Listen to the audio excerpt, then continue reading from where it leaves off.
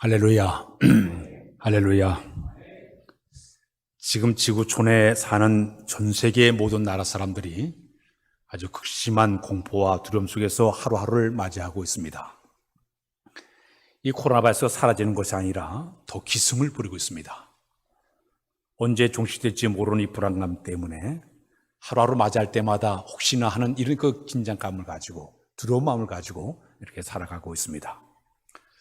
전 세계 확진자가 지금 270만 명 정도 된다고 합니다. 그 270만 명 가운데 90만 되는 사람들이 이제 세상을 떠나버렸습니다.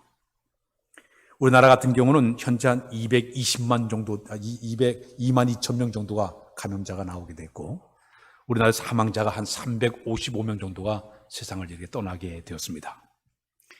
매일 아침 방송을 볼 때마다 확진자 수가 늘어날 때마다 저절로 기도가 나와요. 하나님, 빨리 이 모든 코로나 바이러스가 종식되게 해주시고 모든 생활이 이제 정상화될 수 있도록 인도해달라고, 이 백신이 하루빨리 좀 이렇게 개발되어서 우리 안전한 생활했으면 좋겠습니다. 이렇게 늘 날마다 기도가 저절로 나오고 있습니다.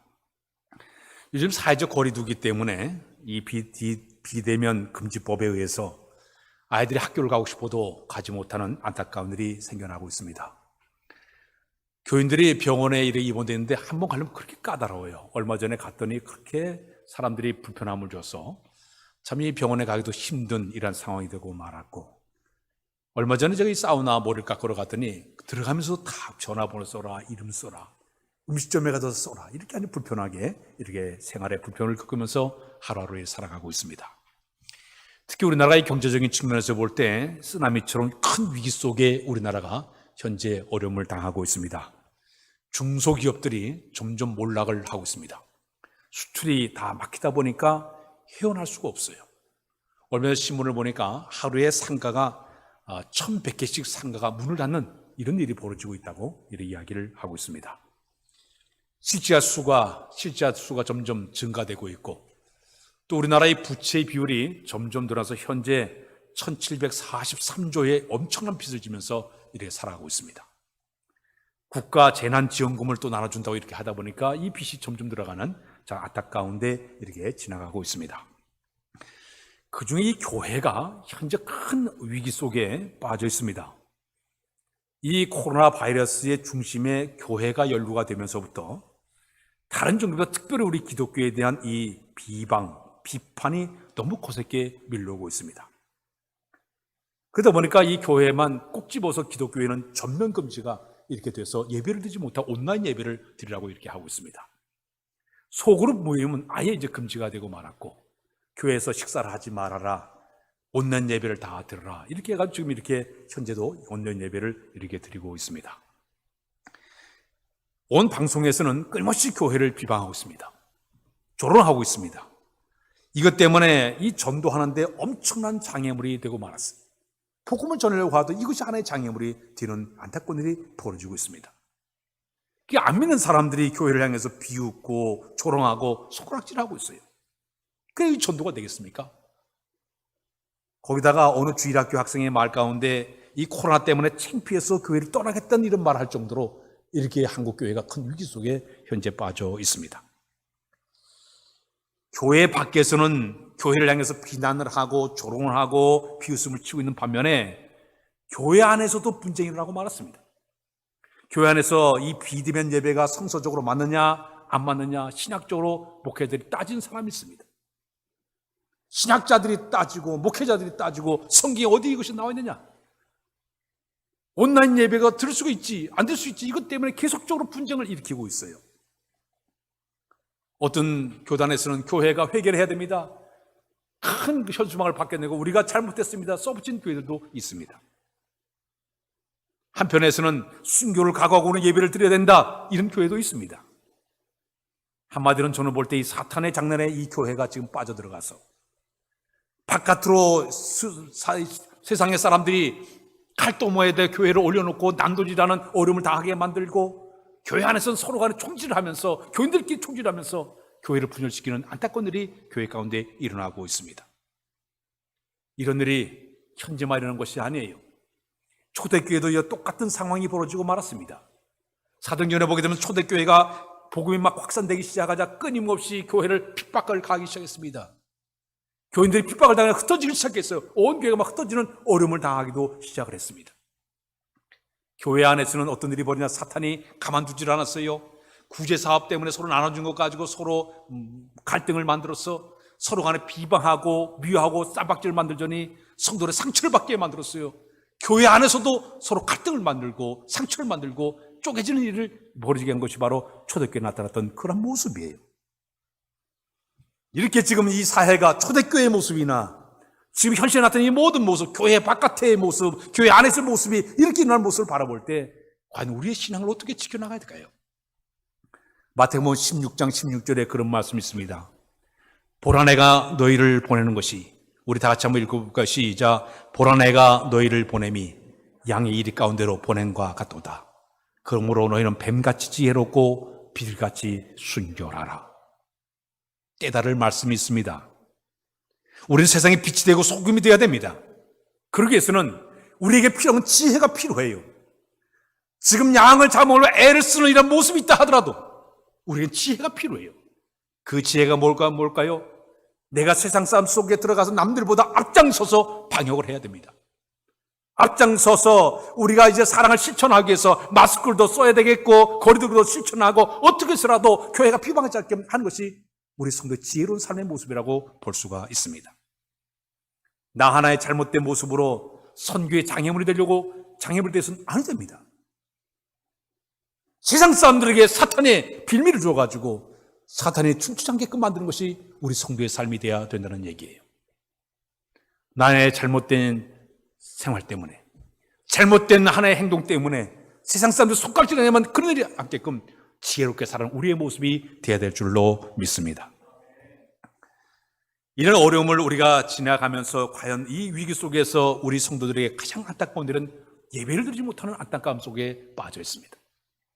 교회는 예배가 대단히 중요하다고 얘기를 많이 하죠. 교회 기능을 보게 되면 예배가 30%의 비중을 차지하고 있습니다. 그 다음에 성도 간에 교제하는 것이 40%의 비중을 차지하고 있습니다. 설교는 한 30%의 비중을 차지하고 있습니다. 지역사회를 섬기는 것은 한 22%의 비율을 차지하고 있고, 신방하고 전도하고 이런 것들은 한 17%의 비중을 차지하고 있고, 그 다음에 성경 공부하는 것이 한 17%의 비중을 차지하고 있습니다. 자, 그러다 보니까 이 예배 속에는 두 가지 예배의 모습이 있어요. 하나는 뭐냐? 모이는 예배예요. 이 교회라는 뜻이 구약의 말로 칼이란 말씀입니다. 칼은 회중이에요. 신약에는 에클레시아란 말은 뭐냐면 부름받은 사람들의 모임, 거룩한 공동체예요. 그래서 우리는 예배의 모습은 뭐냐? 모이는 거예요. 모여서 예배를 드립니다. 그 다음에 두 번째 예배는 흩어지는 예배예요. 저 세상 속에 들어가서 우리가 삶의 생활 속의 예배 속에 사는 것, 하나님 앞에 서 있는 그런 모습으로 살아가는 예배자의 모습으로 살아가는 것이 예배의 형태라고 볼 수가 있습니다. 며칠 전에 우리나라에 질병관리지청장으로 입원된 그 정원경이라는 분이 이런 얘기를 했어요. 이승만 대통령이 뭉치면 살고 흩어지면 죽는다, 그렇게 얘기를 했는데 그분은 이렇게 얘기해서 지금은 모이면 죽고 흩어지면 삽니다. 물론 맞는 말이에요. 성도의 신앙생활에 중요한 것은, 우리 신앙은 모여서 내가 영적인 힘을 얻고 열정을 품은 다음에 생 속에 들어가서 그 신앙 그대로 가슴을 품고 생 속에다 빛이 되고 소금이 되고 흩어진 예배자의 모습 사는 것이 우리 신앙의 삶의 모습이라고 볼 수가 있습니다. 이번에 이 코로나 바이러스 비대면 예배를 통해서 우리 성도들에게 나타난 긍정적인 모습과 부정적인 모습이 나타났습니다. 먼저 이 부정적인 모습은 어떤 모습이냐? 예배 드림의 소홀함이 이루어지고 있다는 얘기예요. 처음에는 몇 달 동안은, 며칠 동안은, 몇 주 동안은 예배를 드릴 때 양복을 정장을 팍 하고 온 가족이 둘러앉아가지고 예배를 잘 드렸어요. 어떤 가정에 헌금위원을 아이에게 정해가지고 헌금방울을 돌리고 헌금까지 해서 정확하게 하나님께 예배 드리는 가정도 있었습니다. 그런데 문제는 시간이 좀 흘러가면서부터 요령이 생기는 거예요. 편리대로 예배를 드리는 거예요. 그러다 보니까 예배에 대해서 편리성다 보니까 점점 하나님과의 관계가 멀어지는 안타까운 일이 벌어지고 말았어요.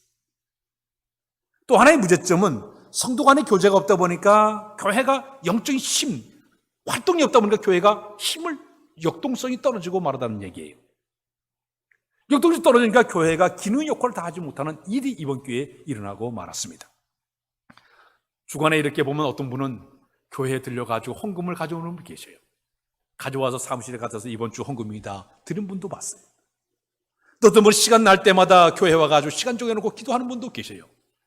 그러나 어떤 분은요, 몇 달 지나도 한 번도 교회하는 분이 계셔요. 헌금도 하는 분도 계셔요. 저희 부정적인 모습이 이번에 나타난 하나의 모습이 있고, 긍정적인 모습이 있습니다. 이것은 가족 간에 예배 드릴 때 예배를 가족이 함께 드린 다음에 11시 예배 다 끝나고 온 가족이 함께 식사하다 보니까 감옥의 화목을 유지하는 관계, 그것은 참 좋은 점이었다고 볼 수가 있어요. 또 하나는 예배 드리는 참 모습을 자녀들이 보면서 아하, 이렇게 예배 드리는 곳이냐 보여주는 좋은 기회가 됐다고 얘기합니다. 자녀들이 예배 드리는 모습을 배우게 되었고 서로가 화목을 이루는 데 하나의 중요한 역할을 하는 것도 온라인 예배 하나의 모습이라고 볼 수가 있겠죠. 아마 이 시간에 여러분들이 예배드리는 집에서 예배드리는 가운데 버젓이 들어놓아서 예배드리는 분들 계실 거예요. 아마 잠옷 바람을 예배드리는 분도 계실 거예요. 세수도 안 하고 그냥 심 질질 흐르는 모습 그대로 예배드리는 분도 계실 거예요. 예배의 참 모습들이 흩어지는 거룩성이 유지되지 못한, 경건함이 유지되지 못한 안타까운 일이 이번 기회에 나타났습니다. 그러나 전체적인 면으로 볼 때 세 가지의 문제점은 뭐냐? 첫 번째는 성도들의 신앙이 뒤로 퇴보한 것이 큰 문제였습니다. 성도들이 거룩함을 유지하지 못해요. 영적으로 저 밑바닥 떨어지고 말았어요. 신앙의 열정이 식어진 것이 이번에 큰 문제의 하나였습니다. 두 번째는 교회 활동이 제약이 되다 보니까 복음이 확산되는데 커다란 장애물이 되고 말았어요. 이번 몇 달 동안 교회가 예배 못 드니까 교인이 늘어나지를 못해요. 아니, 있는 교인도 세상 나가상을 많아요. 참 비참한 일이 지금 교회 속에 떨어지고 말았어요. 소그룹 성경 공부를 통해 가지고 성도 양육받고 이렇게 힘을 얻어야 되는데 이것도 없다 보니까 교회가 큰 어려움에 빠지고 말았어요. 더 나아가서는 교회 운영에 커다란 문제가 생기고 말았어요. 지정적으로 운영을 해야 되지 않습니까? 교회가 지금 여기 불을 밝히는 전기세도 나가야 되고 물세도 나가야 되고 우리 성도 교육자들 사례비도 줘야 되고 교회 모두 운영을 해야 되는데 재정적인 문제도 생기지 않습니까? 성도 간의 조직 관리도 해야 되는데 조직 관리도 못하게 만들고 이렇게 여러 모양으로 힘들게 하는 것이 이번에 나타난 하나의 모습이라고 볼 수가 있습니다. 자, 이런 위기 속에 우리의 올바른 신앙을 지키는 방법이 무엇이 있을까요? 저는 한 주간 동안 묵상을 하는 가운데 성경의 위기 가운데 신앙을 지킨 모델이 누굴까 생각하다 보니까 다니엘의 신앙을 생각하게 되었습니다. 이스라엘 나라가 남쪽과 북쪽으로 나눠지게 됐습니다. 북쪽은 720년에 이미 이제 북이스라엘은 아수르에 의해 가지고 나라가 멸망을 당하고 말았습니다. 그 후에 38년의 세월이 흘러가서 이제 686년도에 저 바벨론 나라의 아수르 나라의 느부갓네살이 이제 그 예루살렘 침공을 해서 마침내 그 나라가 이제 망하고 말았습니다. 그때가 이제 그 여호야김 왕 때 그 나라가 멸망을 당하고 말았습니다. 그리 느부갓네살 왕이 그 나라에 쳐들어와서 한 일이 뭐냐면 자기 나라에 이스라엘 족속 가운데 왕족과 귀족 출신 가운데 몇 사람을 선택을 해서 자기 나라로 포로로 끌어가게 되었습니다. 신체에 결함이 없는 사람, 잘생긴 사람, 재주가 탁월하고 징유수가 높고 지식을 구면 한국에 익숙한 사람을 딱 뽑아다가 그들을 이제 포로로 끌어가게 됩니다. 끌어간 이유가 이제 바벨론 나라에 가서 그 왕궁 안에 있는 사람들에게 학문과 밤을 갖춘 일을 맡기기 위해서 그들을 포로로 끌어가게 되었습니다. 그때 끌려간 사람이 바로 이 다니엘과 세 친구 사드락과 메삭과 아벳느고가 그 나라에 끌려가게 되었습니다. 자, 어린 나이에 이제 끌려간 이 다니엘과 사드락과 메삭과 아벳느고 이 세 친구들이 바벨론에 도착을 했더니 이제 그들을 왕궁에서 사용하기 위해서 그들에게 3년간 동안의 연수 과정을 걸치게 만들었습니다. 왕궁 안에 있는 모든 예절과 그곳의 모든 것을 그들에게 훈련시키는 과정이 있었습니다. 그런데 이 다니엘과 사드락과 메삭과 가만히 보니까 그들이 먹는 문제, 식사에 문제가 있는 것을 발견하게 되었습니다. 가만히 보니까 그들이 먹는 모든 왕의 진미를 보니까 우상 제물에 올려뒀던 것을 그들에게 가져와가지고 그들에게 먹이는 거예요. 자기들 신앙적인 측면에서 볼 때는 이건 거부할 수밖에 없었어요. 우상제물로 자기 몸이 더럽히는 것은 하나님 기뻐하시는 것을 그들이 깨닫게 되었어요. 이거 먹지 않아야 되겠다. 우상제물 때문에 우리의 몸이 더럽히는 거 하나님 기뻐하지 않는다. 마침내 그걸 거부하기 시작을 했습니다. 성경 말씀을 보게 되면 이들은 뜻을 정하여 왕의 진미와 그의 마신 포도주로 자기를 더럽히지 아니했다고 얘기하고 있습니다. 사랑하는 여러분, 도저히 우리가 상황적으로 볼 때 이들에게는 이거 절박한 상황이에요. 만일에 이들은 포로 끌려온 사람들이에요. 이들이 거부하게 되면은 언제라도 불이익을 당할 수밖에 없고 지기를 갖다가 뺏길 수밖에 없고 감옥에 가든지 심지어는 죽을 수밖에 없는 상황이에요. 그럼에도 불구하고 그들은 뜻을 정하여 뜻을 정하여 그들의 요구를 받아들이지 않았고 그 음식을 가지고 자기 몸을 더럽히지 않는 그런 자리까지 나가는 것. 신앙의 절개와 정절을 지키는 이 모습 우리가 배워야 될 줄로 믿습니다. 이것이 이 시대에 우리의 필요한 하나의 모습이 되게 된다는 이야기죠. 아무리 세상이 여러 모양으로 여러 가지 압박하고 고난 주고 여러 가지 우리 갖다 계속적으로 끊임없이 우리 갖다 흔든다 하더라도 흔들리지 않는 그 신앙을 갖는 것. 우리가 신앙생활 하다 보면 자주 이런 일이 일어나고 있습니다. 때로는 우리가 저 사회에 들어가서 생활하면서 신앙과 비신앙 사이에서 우리가 여러 가지 갈등을 느낄 때 많아요. 학교에 들어가서, 직장에 들어가서, 사업장에서 여러 현실과 내가 타협을 해야 되냐 안 되냐 여러 가지 상황이 일어날 때가 굉장히 많아요. 참된 기초적인 신앙이 잘 된 사람은 그걸 잘 타협하지 않고 그걸 잘 이겨나가는데 신앙의 기본이 안 된 사람은 언제든지 물 수밖에 없다는 얘기입니다. 과거 우리나라가 일제시대 때 일본 나라가 우리나라에 신사참배를 강요한 적이 있었습니다. 당시 이제 일본 사람들이 얼마나 우리 기독교를 끊임없이 이렇게 핍박을 가했던지 엄청나게 불이익을 주다 보니까 할 수 없이 이제 우리 총회에서 신사참배를 하게 되었습니다. 아까 조금 그림 다시 한번 보겠습니다.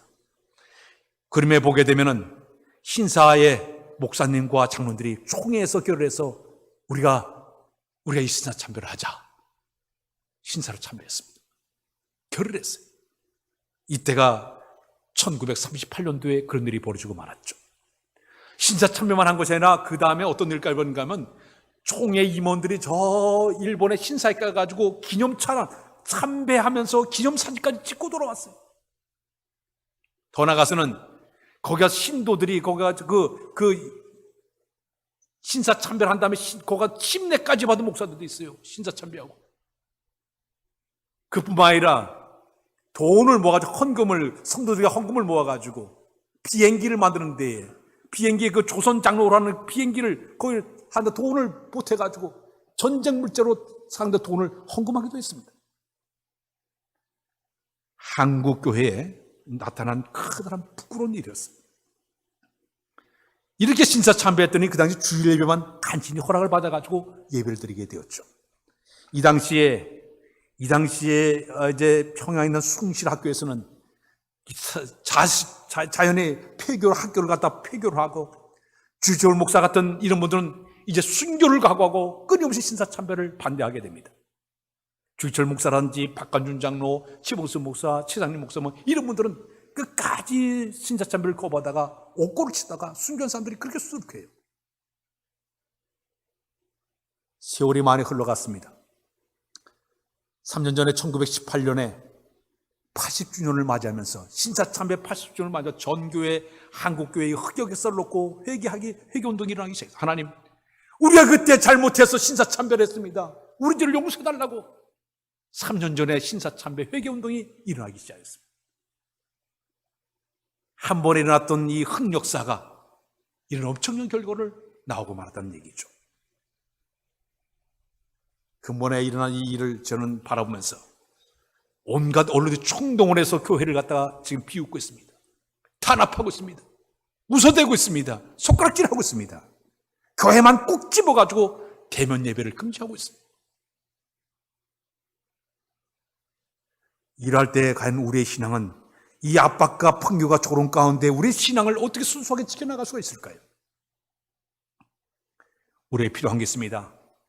다니엘과 다니엘의 세 친구들의 신앙. 이런 위기 속에서도 그들의 믿음은 전혀 꺾이지 않고 단호한 신앙의 절개를 지키면서 하나님이여 이 어려움을 극복하는 힘을 달라고 기도하면서 우리의 신앙을 아름답게 지켜놓은 지혜로운 자들의 모습이 되어야 될 줄로 믿습니다. 얼마 전에 제가 인터넷을 보니까 터키에서는 이 코로나 바이러스에 감염된 사람들이 13만 명이 된다고 합니다. 죽은 사람들 사망자가 4,000명 정도가 세상을 떠났는데 이 사회적으로 다 가만히 이것이 막 어렵게 되니까 은근히 이 이슬람교도인 터키가 슬그머니 그 죄를 갖다가 기독교가 뒤집어집니다. 기독교인들이 버텼다. 그러다 보니까 드디어 이 교회를 이제 그들이 핍박하기 시작했습니다. 교회를 사람들이 방아 불을 쏴지르고 시작하고 십자가를 철거해버리고 이슬람교 아주 이런 교만한 방법으로 교회를 핍박하는 일이 벌어지고 말았습니다. 신앙은 위기 속에 빛을 발할 수가 있습니다.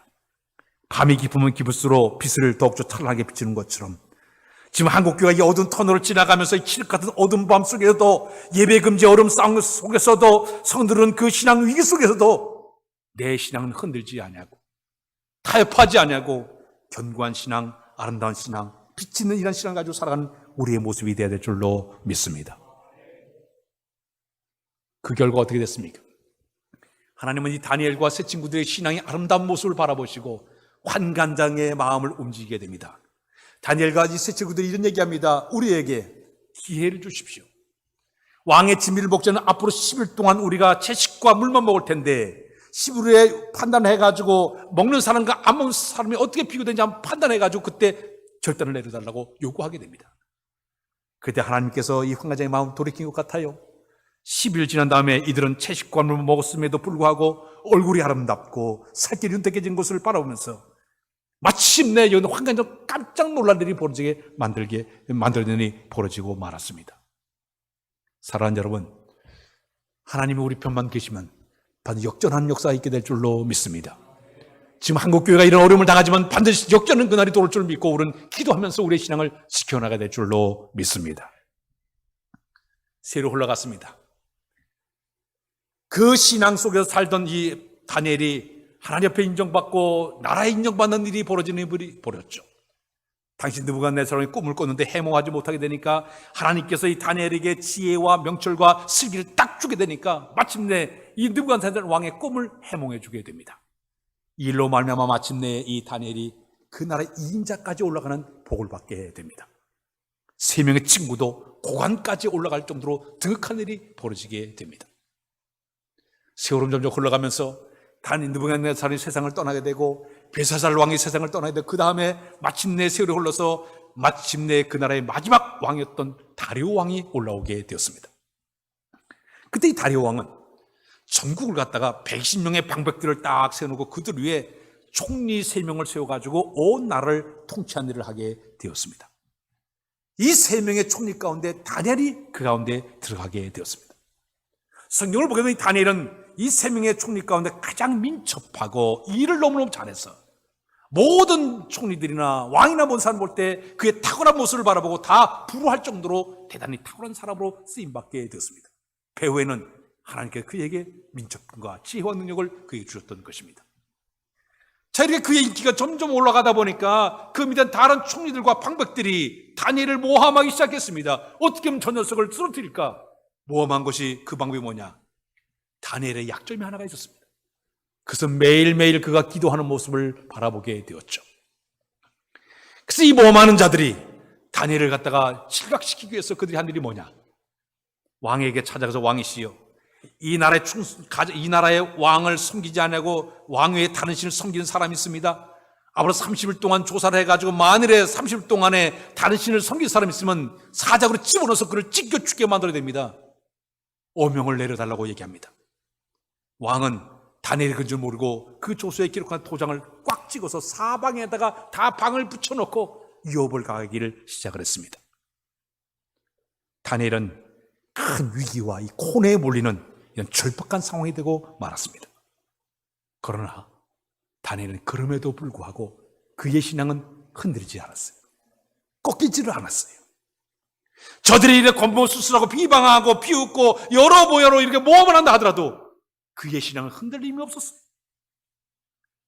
성경 말씀대로 하게 되면 그는 조소의 어인 찍힌 것을 알고 있음에도 불구하고 기도를 끊임없이 그는 하고 있는 모습을 보게 됩니다. 사자굴에 들어가도 왕의 명령을 할지라도 그는 기도 생활을 끊지 않냐고, 죽음도 불사하고 그는 기도 생활을 계속적으로 하고 있습니다. 사랑하는 여러분, 오늘 우리의 신앙의 모습은 어떤 모습으로 살고 있습니까? 자기 자신에게 닥칠 위험한 상황, 불이익적인 상황, 손해만 주어지게 되면 신앙을 쓱 버린 사람들을 얼마나 많이 있습니까? 조금 춥다고, 조금 덥다고, 조금 피곤하다고, 조금 힘들다고, 불편하다고, 바쁘다고 신앙이 흔들리는 사람들이 얼마나 많이 있습니까? 헌색처럼 신앙을 버린 사람들도 있지 않습니까? 다니엘의 신앙과 우리를 비교할 때 부끄러울 때가 한두 번이 아니에요. 로마서의 8장 38절 39절에 보게 되면 사망이나 생명이나, 우리 다 같이 한번 읽어 39절 시작. 높음이나 기쁨이나 다른 어떤 피조물이라도 우리 주 예수 그리스도 안에 있는 하나님의 사랑에서 끊을 수 없으리라. 사도 바울의 확고한 신앙을 얘기하고 있죠. 이 사도 바울이 주님을 향한 뜨거운 신앙이 있다 보니까 그는 옥에 갇혀가도 매를 맞아도 태창에 맞아도 돌에 맞아도 그는 꺾이지 않았어요. 오늘 이 아침에 우리는 다니엘 같은 믿음의 사람이 되어야 될 줄로 믿습니다. 신앙의 사람이 되어야 될 줄로 믿습니다. 그는 사자굴에 들은 걸 알고 있음에도 불구하고 하루에 3번씩 끊임없이 기도를 하고 있습니다. 율법에 보게 되면 유대인들은 하루에 3번씩 기도하는 시간이 정해져 있습니다. 오전 9시, 12시, 오후 3시가 기도 시간이에요. 그러나 그는 하나님과의 관계에서 기도가 끊어지게 되면 자기 영혼이 죽는 걸 알았어요. 죽음을 앞에 있음에도 불구하고, 그럼에도 불구하고 하나님께 나가서 그는 끊임없이 3번씩 기도하고 있습니다. 만일에 자기가 이것이 걸리게 되면은 자기는 죽을 수밖에 없죠. 안 해도 돼요. 안 해도 자기는 총 누려서 편안하게 잘 살 수 있어요. 부귀영화로 잘 살 수 있어요. 지위도 다 누릴 수 있어요. 그런데도 불구하고 그는 하나님께 나가서 기도하기를 거부하면서 끊임없이 기도하고 있습니다. 사무엘상 12장 23절에 보게 되면 나는 결단코 기도하기를 쉬는 죄를 범하지 아니하겠다. 기도를 쉬는 자체가 범죄인 것처럼 사무엘은 고백하지 않았습니까? 오늘 여러분, 어떤 사람이 이런 신앙을 가진 사람이 있어요. 기도는 시간 많은 사람이 기도하는 거고, 어려운 사람이 기도하는 거고, 위급한 사람이 기도하는 거고, 병든 사람이 기도하는 것이 나같이 이렇게 편안한 사람, 건강한 사람, 나 같은 사람 기도 안 해도 살 수 있어. 우리 하나님 바라볼 때 얼마나 그 위험스러운 그런 신앙이겠습니까?